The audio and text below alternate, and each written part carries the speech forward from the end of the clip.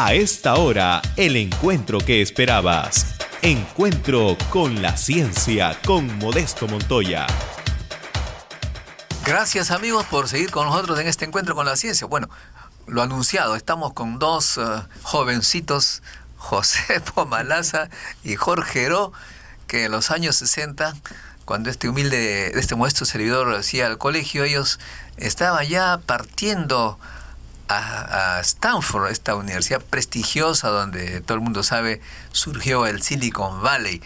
Claro, en nuestra época, en lo que a mí corresponde, ir al extranjero no estaba en nuestra agenda.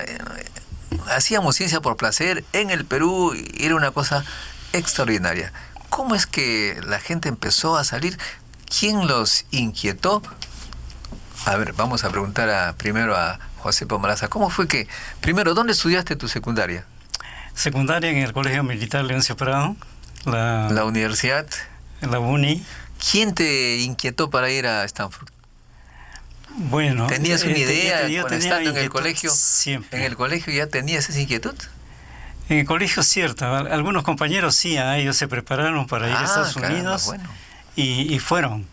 Pero yo en particular no tenía esa tendencia. Pero más tarde, al entrar en contacto con el mundo tecnológico, quise viajar a Estados Unidos, obviamente. ¿Y cómo lo lograste? Y bueno, existía en esa época, nosotros somos productos de la era espacial.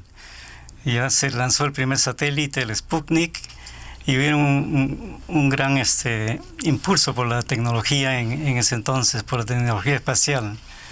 Y en Lima se construyó una estación pequeña de rastreo de satélites. ¿En Ancón? En Ancón. Y también en paralelo se construyó el Radio Observatorio de Jicamarca. Entonces eran dos centros de cultura científica. Era nuestra NASA peruana. Sí. Y Jicamarca tenía verdaderos científicos, ¿no? que estaban participando en la construcción y en la elaboración de las tareas que se iban a realizar con ese instrumento. Con participación de investigadores norteamericanos, entiendo. Así es. Fueron ellos los que instalaron ambos, la estación de rastreo y Jicamarca. Y yo empecé en esa época a estar trabajando por la IBM, pero me sentí atraído por el esfuerzo espacial e ingresé a trabajar en la estación de rastreo de satélites. Y así me fui encaminando hacia Estados Unidos hasta que logré una beca de NASA. ¿De la NASA? De la NASA, sí. Ah, caramba. La NASA lanzó una campaña mundial por becas internacionales para que los que obtuvieran las becas podían asistir a las mejores universidades de Estados Unidos. ¿Tú eras ingeniero electrónico? Yo era ingeniero electrónico. ¿Y allá qué estudiaste? Allá estudié radiociencia. ¿Entre qué años? En los años 65 al 70. ¿Ya se veía los gérmenes del famoso Silicon Valley? Sí, por supuesto. Y también cuando llegué a Stanford me encontré con Jorge Heró, que ya estaba él ahí. ¿A quién vamos a entrevistar dentro de poquito? Él ya estaba allá. Él ya estaba, ya está por recibir su máster. ¿De acuerdo? Entonces, bueno, así fue como me encaminé hacia allá. Me interesaba mucho Jicamarca. Incluso en mis épocas de vacaciones yo iba a Jicamarca a ver qué estaban haciendo. Era la curiosidad. Sin ser empleado ni nada. Sí. Por conocer cómo eran los verdaderos científicos, qué es lo que hacían realmente. Y tu experiencia en la UNI y en Stanford, digamos, al interactuar con estudiantes norteamericanos y también internacionales, ¿viste alguna diferencia en la formación, algún gap que llenar? Bueno, realmente no, podría decir que no. Salvo el idioma, de repente. El idioma era la gran diferencia, y después también el sistema, ¿no? El sistema educativo y de cómo se calificaba, ¿no? Ese era el aspecto más saltante, que en Estados Unidos se califica de una manera competitiva, ¿no? Las notas no son absolutas, sino son relativas. Relativas, ¿no? Con respecto al mejor alumno. El mejor alumno tiene A. Y de ahí para abajo vienen todos los demás. Caray. Entonces hay que luchar por por tu A, Por ser ¿no? mejor que el otro. Por tu A, pero... Y sufrías cuando tenías una C, pues, por ejemplo, y claro. una F ya te descalificaba totalmente. Uy, Entonces, uy. cada... Pero en la uni igual era, la gente competía por tener buena nota. Sí, pero no era descalificativo, no te descalificaban, ¿ves? Sí. Ya. Tenías que mantener un estándar. Y bueno, ese era el mayor problema, porque era allá se estudiaba por cuartos. ya. ¿No? El año se veía en 4 cuartos y en un cuarto terminábamos pues una materia completa, que era terrible. Ese era el mayor impacto que yo sentí en los primeros meses. ¿Qué grados obtuviste? Yo inicialmente fui por mi Master of Science, pero después pude obtener una beca de la propia universidad y obtuve mi engineer, pero era un camino hacia el doctorado, pero por partes, porque nunca estaba seguro si iba a poder continuar. Ahí, Y entonces obtuve mi título de ingeniero también, haciendo un experimento, y luego el doctorado ya más tarde. Los doctorados en Estados Unidos y en Europa son pagados todos, ¿no? Raro es el tipo que haga su doctorado pagado, sí. ¿no? Ya para entonces, al nivel de doctorado, ya vivíamos de la universidad en gran parte, pero también tanto Jorge como yo éramos miembros del Instituto Geofísico del Perú. Claro. Que también nos teníamos una especie de beca, porque nos llegaba un cheque cada mes. Fue un esfuerzo muy grande o sea, eso se llama licencia con goce de haber. Del ingeniero Alberto Giesecke, ¿no? Que quería impulsar la ciencia en el Perú. Un gran hombre. Un gran hombre y que envió pues a sus mejores empleados a estudiar al extranjero. Eso fue yo diría que el aspecto más importante fue Alberto Giesecke. ¿Y regresaste? Y bueno, estábamos comprometidos a regresar. En cuanto terminamos, regresamos a unirnos al grupo de científicos del Instituto Geofísico del Perú. ¿Y tú has tenido cargos importantes en el Perú? Bueno, más tarde ya profesor de la universidad, ¿no? Profesor principal. Después fui experto de Naciones Unidas en cuestiones espaciales. Y luego, más tarde, como presidente del Instituto Geofísico del Perú. Muy bien. Entonces, un breve análisis. ¿Cómo ves el desarrollo de la ciencia en el país ahora que estás en Estados Unidos? ¿Tú ves que hay algunas políticas adecuadas? Bueno, sinceramente yo pensé que en el Perú había un gran... Bueno, después pude conversar con Jorge y los trabajos que él estaba haciendo y con Ronald Woodman. Bueno, pensé que el Perú estaba renaciendo en ese campo, pero después de conversar contigo sobre tus experiencias y no sé, sinceramente tengo una visión un poco...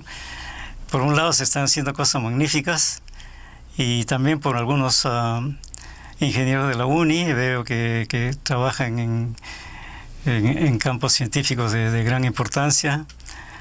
Pero no he notado, digamos, una explosión, como se puede notar en el aspecto económico. No se parecería que la economía se ha dedicado más a la infraestructura material que a la intelectual. Esa es la impresión que tengo. Hay mucho dinero. Así es. Pero no se está encaminando hacia el aspecto científico. Mira, la semana pasada, sí, entrevisté directamente al ministro de la Producción y él, si simplificamos lo que nos señaló, dijo, el Estado no se debe hacer de científicos, de investigadores. Ese no es nuestro rol.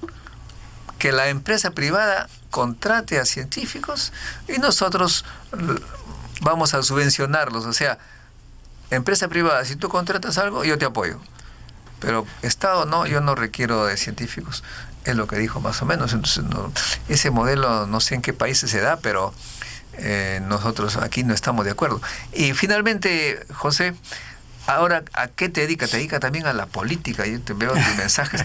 Te voy a hacer una pregunta respecto a eso concretamente. Bueno. Se dice, y yo he escuchado también como soy muy curioso, escucho a los políticos y empresarios peruanos, Bustamante, un empresario que lo entrevistan por todo lado, dice que la ciencia y la tecnología hace que en el Perú haya cada vez menos desigualdad, o sea, que estamos progresando del punto de vista, ya estamos mejor que en las épocas pasadas, que en la Edad Media, etcétera, ya estamos a lo máximo. ¿Cuál es tu opinión como científico? Tú eres analista también de términos económicos. Sí, no parece haber una tendencia hacia el aspecto científico necesariamente. Pero me refiero a la igualdad entre personas. ¿Ya se han borrado las grandes desigualdades de las épocas pasadas? No, ya hay estudios pues como el de este señor Piketty en Francia, que muestra que más bien la desigualdad en el mundo ha aumentado y que se parece más bien a la que existía en la época de la Edad Media. O sea que en la época de la guerra la desigualdad estuvo mucho mejor, los grupos sociales se acercaron, pero hoy día el 1% de la población es dueña de la riqueza del mundo. Prácticamente más del 90% de la riqueza está en manos del 1%. Más o menos eso se da también en el Perú. Tú sabes que aquí nuestro país es primario exportador, le dicen, ¿no? O sea, minerales. Y el número de empleados de la PEA, de la gente que vive de la minería, es 1% justamente, y es el que tiene la mayor cantidad de riquezas por los minerales. Minerales de que, dicho sea de paso, son pues del Estado ahora. No es como en Estados Unidos que los propietarios del terreno también son propietarios de lo que hay debajo. Acá yo tengo mi chacrita, viene alguien, encontró mineral abajo, me saca fácilmente. En fin, o sea, no hay pues un progreso, la tecnología, si no es bien usada, más bien agranda las diferencias, ¿no? Así es. Bueno, la economía del Perú realmente no le pertenece, se puede decir. El Perú es una cáscara de nuez en un océano económico. Y gran parte de nuestra economía se mueve de acuerdo a lo que sucede en el exterior. Cuando hubo el dólar barato, ha habido acá un boom, pero ahora que este dólar empieza a desaparecer y a volverse caro, más bien, estamos empezando a sufrir los efectos. Muy bien, José, te quedas con nosotros, vamos a entrevistar luego a Jorge Heró. Antes de pasar a la pausa, debo señalar que estamos a puertas del Encuentro Científico Internacional 2015 de invierno, que va del 30 de julio al 1 de agosto, y la inscripción es totalmente gratuita a través del sitio web www.encuentrocientificointernacional.org. Y además, amigos, si ustedes quieren estar con nosotros con estas redes sociales en el Facebook, ingresen al Facebook del Encuentro Científico Internacional y haga ahí me gusta. También hay un grupo del Encuentro Científico Internacional, inscríbanse. Hay un evento también en Facebook, Encuentro Científico Internacional. Estamos pues con las redes sociales, hay que utilizarlas. Ayúdennos a nosotros a difundir este evento que es gratuito, que lo hacemos para que el Perú deje de ser solo primario exportador y que los muchachos cada vez sean más científicos e ingenieros. Regresamos. Gracias, amigos, por estar con nosotros en este encuentro con la ciencia. Estamos con los jovencitos José Pomalaza y Jorge Heró, que en los años 60 se fueron a la gran Universidad de Stanford y nos están contando un poco su vida en realidad relacionada con la carrera de ingeniería electrónica. Ahora estamos, como dijimos, con Jorge Heró, conocido por todos ustedes. Es un hombre que va a la prensa, a la radio, televisión, etcétera. Entonces vamos a ir directo al grano. Jorge, ¿dónde estudiaste tu primaria, tu secundaria? En el Colegio Markham, y de ahí ingresé a la uni. Yo, a diferencia de Pepín, yo desde los 3, 4 años tenía una tremenda pasión por la astronomía. ¿Astronomía? Estaba dibujando planetas por todos lados y yo quería ser astrónomo. Cuando estaba más grande por ingresar a la universidad me di cuenta que no había forma de estudiar astronomía en el Perú. Y entonces lo más cercano, física. Entonces me iba a ir a San Marcos a estudiar física. Y mi papá, sanmarquino, muy sanmarquino, me dijo, oye, estás loco, ahora en San Marcos no vas a poder estudiar física porque esto es pura huelga y no vas a terminar. ¿Cuándo vas a terminar? Entonces me dijo, entonces se me ocurrió irme a lo más cercano, que era electrónica. Entonces entré a la uni para hacer electrónica. Y cuando estaba en tercer año, descubrí el Instituto Geofísico del Perú. Me dijeron que se estaba por hacer un gran radioobservatorio, que se iban a lanzar cohetes, etcétera. Entonces me fui a la avenida Arequipa, estaba la casetita ahí chiquita, donde estaba la oficina de Alberto Giesecke. Y Alberto Giesecke realmente me capturó con su entusiasmo, con su pasión. Ah, bueno, sí, claro. Realmente creo que Alberto Giesecke es todo un personaje, el mejor personaje que tenemos en la ciencia en el Perú. Que fue presidente de la Academia de Ciencias. Ese mismo día me entusiasmé tanto que ese mismo día tomé la camioneta que se iba para Jicamarca y me fui a Jicamarca. Y desde entonces no dejé de ir a Jicamarca. Yo era practicante, entraba a cuarto año y decidí pues que mi carrera no iba a ser electrónica de fondo. Tan es así que terminé mi bachillerato, nunca me gradué de ingeniero y más bien entré a trabajar a Jicamarca en el año 62 y hubo un concurso y Carlos Romero y yo entramos contratados y empezamos a trabajar ahí con Ken Bowles, director del observatorio. Creo, ¿no? Sí. Y entramos a trabajar con Ken Bowles, el director del observatorio, y aprendí muchísimo. Y después me dijo, oye, mira, a ti te gusta la matemática, te gusta la física, ¿por qué no te vas a hacer un doctorado? Y me recomendó 2 sitios, Stanford y Cornell. Y me admitieron en Stanford y partí inmediatamente. Y tomé una decisión que siempre la cuento, fue una decisión importantísima. Renuncié a una beca que tenía yo en el Consejo Británico para ir a hacer ingeniería electrónica en Inglaterra, a dedicarme a la parte comercial, cosa que yo no quería, y sin embargo había ganado el primer puesto en esa beca. Y ese mismo día acepté irme a Estados Unidos, llevé mi carta de renuncia personalmente al presidente del Consejo Británico y se le entregué. ¿Qué le sorprendió? Se sorprendió, efectivamente, pero cuando me dijo qué cosa lo que vas a decir y le expliqué, entonces me dijo, tienes toda la razón. En esta beca no vas a ir a estudiar, esa es una beca de trabajo, vas a ir a la universidad un poco, pero no vas a obtener ningún grado. Si vas a hacer un PhD, ándate. Y de ahí me fui a la casa de la chica que yo estaba dándole vueltas, ¿no? Que estaba rondando, así es. Y entonces me aceptaron como enamorado.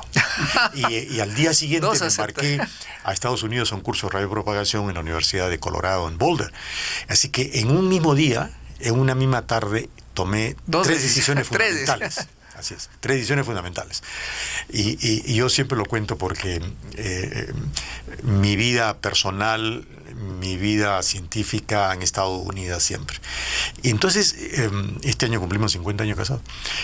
Y eso sucedió en 1962. Debo decir que seguí más o menos lo mismo que ha contado Pepín, mi compadre, obtuve una beca de NASA. Primero me fui a hacer una maestría sin beca, simplemente a trabajar como asistente de investigación, como research assistant, y me pagaban ahí 20 horas, $2.50 la hora. A veces trabajaba 10 horas nomás, no tenía ni con qué comer, pero ahí seguí. Terminé mi maestría, vine para acá y Alberto dice que como... ¿Y siguen para el doctorado? Bueno, le dije yo, es aburrido, solamente si me caso. Vienes, te casas, le pagamos a tu esposa el pasaje de regreso, listo, y así fue, y así nos fuimos, y en el año 65 regresé a Stanford, ya Pepín estaba bien instalado, porque como él dice, nos conocimos o nos encontramos en Stanford cuando yo estaba terminando mi maestría. Cuando yo llegué, él ya había terminado su maestría. Tenía una bebé recién nacida, que creo que nació el día que me casé por ahí, ¿no? Entonces, pero yo llegué y entonces a los dos nos hicieron padrinos, así, así terminamos de compadres. Y vivimos muy de cerca en campamentos, en paseos, nos juntábamos para todo, para Navidad, para Año Nuevo.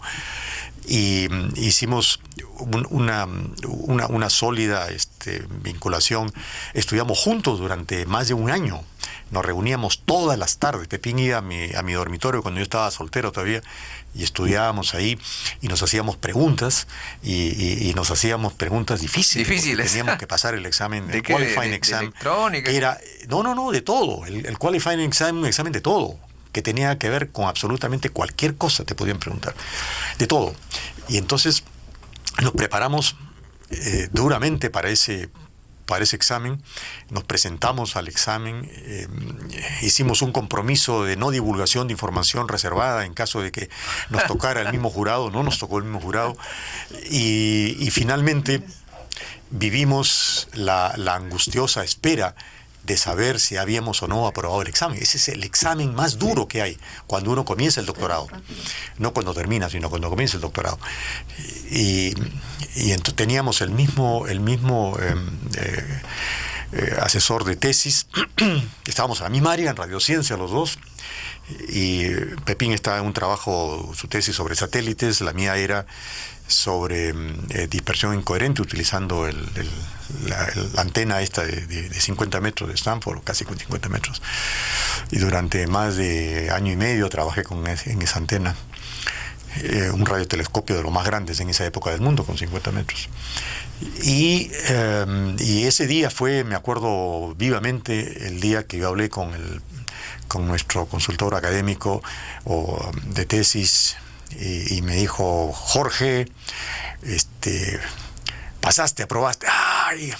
Y Pepín: bueno, Pepe, todavía falta porque estamos negociando lo de Pepe, pero ahorita te llamo. A los pocos minutos me dijo: ya pasamos del Pepe, Pepe también está. Así que salí corriendo a la casa de Pepín. Y ya lo habían llamado a él, y entonces ahí celebramos y nos fuimos a comer pizza al Round Table, pizza ahí en el Camino Real. Recuerdo mucho eso con Berta, su esposa, con Heidi, con Patty. Todavía no había nacido su tercera hija. Eso lo recuerdo vivamente porque realmente la cosa era sumamente competitiva. Esa es una gran diferencia que tenemos con el sistema educativo peruano. El sistema en Estados Unidos es un sistema totalmente competitivo. La competencia es permanente, curso por curso. Cada curso se convierte en un filtro. Y ese filtro hace que solamente los que tienen As finalmente se acumulen. Para la nota mínima para el doctorado ¡Qué tremendo! 3.75. Estresante. Tienes que tener más As que Bs. Y por lo tanto es una competencia permanente. A nadie se lo jalan. Si te jalan en un curso, como dijo Pepín, F es jalado. Si te jalan en un curso, tu promedio ponderado baja tanto que ya no tienes ningún chance. Automáticamente sale descalificado. Tú tienes que mantener el mínimo para llegar al doctorado, por ejemplo, lo tienes que mantener trimestre a trimestre. Si un trimestre, un cuarto como le llama la traducción directa, si caes por debajo del promedio ponderado, tienes un trimestre más para levantarlo. Si no, ahí terminó tu vida académica. Así es. Entonces, eso hace que el proceso de filtro sea permanente, curso a curso. Eso es algo que acá suena posiblemente malo, pero ¿sabes qué? Es lo único que te prepara para ser mejor. Y tenemos que tratar de ser mejores siempre. Si no, no vamos a ninguna parte. En los sistemas educativos, una persona que se saca 11 y con el redondeo posiblemente menos de 11 en todos sus cursos, finalmente tiene la posibilidad de graduarse. Eso no sucede con el sistema competitivo. Pero depende, pues, Jorge, tú sabes, por ejemplo, que en la uni los profesores en mi época no ponían más de 13, 14. No, pues eso es subjetivo. La comparación no es posible, Modesto. Es absolutamente imposible comparar. No, pero si porque que no pongan más de 13, siempre dependes de la intensidad, dependes del buen ánimo del profesor, eso te estoy diciendo, de la manera de calificar. Esos 13 serían A, y los que tienen 7, no, señor, F. No. El 13 no significa A. Tú puedes sacarte 19 y sacarte B. porque la mayoría de la clase tiene 20, ¿me entiendes? La nota absoluta no tiene nada que ver con la nota relativa. No, pues, la por nota eso te relativa digo. es una curva de distribución y esa curva de distribución se hace sobre las notas reales. Ajá. Entonces, tú puedes tenerte 13 y tener la mejor nota, pero eso en el sistema nuestro lo decía el profesor. Dependes del profesor si está de buen ánimo, si puso el examen fácil o lo puso difícil, etcétera. En el sistema competitivo en Estados Unidos no sucede eso, porque depende de la estadística de la clase. Claro. Entonces la universidad más o menos se concentra en preparar una muestra estadística que sea más o menos uniforme. Si tú tienes una muestra uniforme a lo largo del tiempo, lo que tú vas a hacer es que tienes una estadística estacionaria y vas a tener la misma curva de distribución. Son los alumnos los que determinan su nota, no es el profesor. La distribución Esa es la gran gaussiana. diferencia. Finalmente, Bueno. Jorge, una pregunta así, lo mismo que a Pepe. El ministro de la Producción dice que el Estado peruano no tiene por qué estar contratando científicos, que la empresa privada lo haga y si lo hace le dan una subvención. O sea, haber una subvención para que la empresa privada integre científicos a su laboratorio, pero el Estado no se puede imponer, dice. ¿Qué piensas tú? Modesto, yo por principio no me gusta contestar preguntas políticas, porque yo creo que es muy importante que dejemos en temas tan importantes como la ciencia, dejemos la política aparte. Bueno, entonces, porque ¿cómo harías tú? existe la oportunidad a veces tomada por muchas personas de o hacer cargamontón a favor del gobierno o en contra del gobierno, o a favor de la oposición o en contra de la oposición. Yo creo que eso lo que nos hace es echarle leña al fuego y no tratar de, en el verdadero sentido, de avivar el fuego en el sentido educativo, ¿no? Muy bien. El sistema educativo tiene que avivar el fuego, pero yo creo que el sistema científico no. Me refiero al fuego que late en todo estudiante. Yo creo que cada uno tiene una posición. Yo sí pienso que es muy importante que exista una tecnología y una investigación dedicada a la producción. Porque ¿cómo queremos vencer la pobreza si no tenemos inversión, si no tenemos tecnología, si no tenemos avance de las empresas? Ojo, tenemos que generar puestos de trabajo, tenemos que ser competitivos. Este mundo se volvió competitivo tal vez de la noche a la mañana y hay mucha gente que no lo entiende. Yo creo que tenemos que entenderlo. Pero yo sí creo que cabe una investigación de base, básica, de ciencias básicas. Si nos olvidamos de las ciencias básicas, estamos fritos. Yo estoy metido en ciencias básicas y necesitamos promover las ciencias básicas. Necesitamos hacer que las cosas sean duales, múltiples. Tú hablabas al principio, para terminar, tú hablabas fue el tiempo, al principio lo van a cortar. del olvido del quechua y de las raíces. Yo sí creo que tenemos que permanecer en lo tradicional, pero a la vez abrazar el futuro. Color ponchitucha mamacotenquechu, cosco pañachacuna sobraicama. Los colores de mi ponchito, pues ¿por qué los voy a perder? No lo perdamos, Modesto, pero no dejemos de pensar en el futuro. Regresamos.